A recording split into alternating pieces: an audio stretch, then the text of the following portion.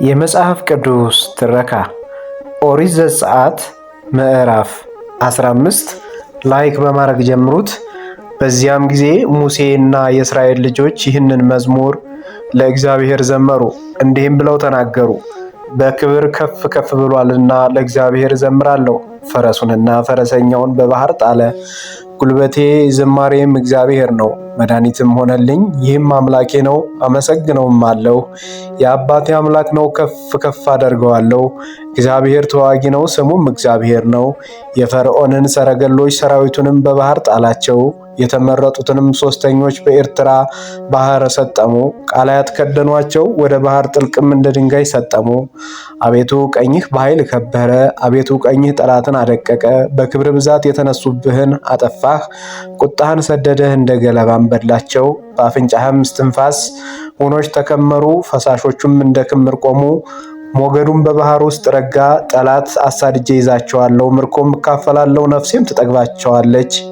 ሰይፌንም እመዛለሁ፣ እጄም ታጠፋቸዋለች አለ። ነፋስህን አነፈሰህ፣ ባህር ከደናቸው። በኃይለኞች ውኆች እንደ አረር ሰጠሙ። አቤቱ በአማልክት መካከል እንዳንተ ያለ ማን ነው? በምስጋና የተፈራህ ድንቅንም የምታደርግ በቅድስና የከበረ እንዳንተ ያለ ማን ነው? ቀኝህን ዘረጋህ፣ ምድር ዋጠቻቸው። በቸርነት የተቤዠሃቸውን ሕዝብህን መራህ። በኃይልህ ወደ ቅዱስ ማደሪያህ አገባሃቸው። አሕዛብ ሰሙ ተንቀጠቀጡም፣ በፍልስጤም የሚኖሩት ምጥ ያዛቸው። የዛን ጊዜ የኤዶም አለቆች ደነገጡ፣ የሞዓብ ኃያላን መንቀጥቀጥ ያዛቸው።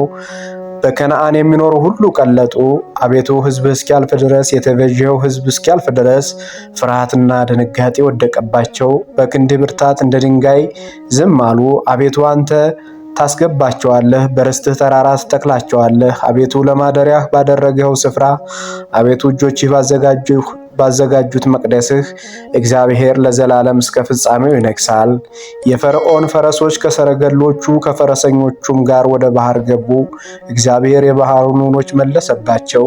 የእስራኤል ልጆች ግን በባህሩ መካከል በየብሱ ሄዱ። የአሮን እህት ነቢይቱ ማርያምም ከበሮ በእጇ ወሰደች። ሴቶቹም ሁሉ በከበሮና በዘፈን በኋላዋ ወጡ። ማርያምም እየዘመረች መለሰችላቸው፣ በክብር ከፍ ከፍ ብሏልና ለእግዚአብሔር ዘምሩ። ፈረሱንና ፈረሰኛውን በባህር ጣለ። ሙሴም እስራኤልን ከኤርትራ ባህር አስጓዘ። ወደ ሱርም ወደ ምድረ በዳ ወጡ። በምድረ በዳ 3 ቀን ሄዱ፣ ውሃም አላገኙም። ወደ ማራም በመጡ ጊዜ የማራ ውሃ መራራ ነበርና ሊጠጡ አልቻሉም። ስለዚህ የዚያን ስፍራ ማራ ተብሎ ተጠራ። ሕዝቡም ምን እንጠጣለን ብለው በሙሴ ላይ አንጎራጎሩ። ሙሴም ወደ እግዚአብሔር ጮኸ። እግዚአብሔርም እንጨትን አሳየው፣ በውሃውም ላይ ጣለው። ውሃውንም ጣፈጠ። በዚያም ሥርዓትና ፍርድ ያደረገላቸው፣ በዚያም ፈተናቸው።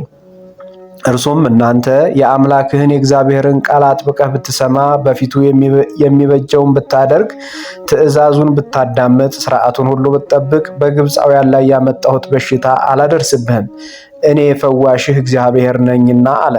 እነርሱም ወደ ኤሊም መጡ። በዚያም 12 የውሃ ምንጮችና 70 የዘንባባ ዛፎች ነበሩበት። በዚያም በውሃው አጠገብ ሰፈሩ። የዛሬው ክፍል በዚህ ተጠናቋል። በቀጣይ ክፍል እስከምንገናኝ ድረስ